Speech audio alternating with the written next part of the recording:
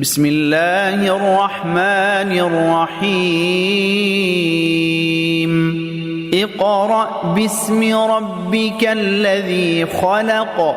خلق الإنسان من علق اقرأ وربك الأكرم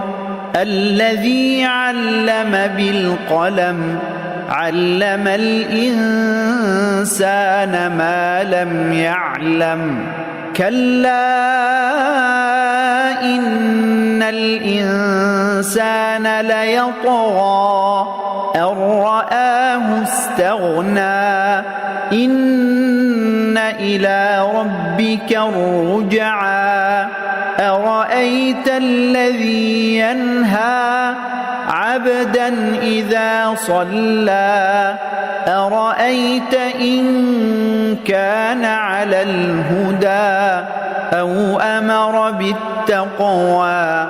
أرأيت إن كذب وتولى ألم يعلم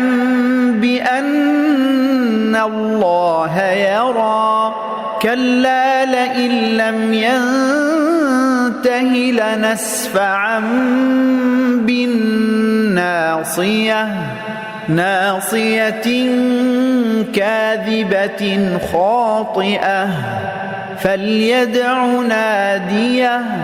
سندع الزبانية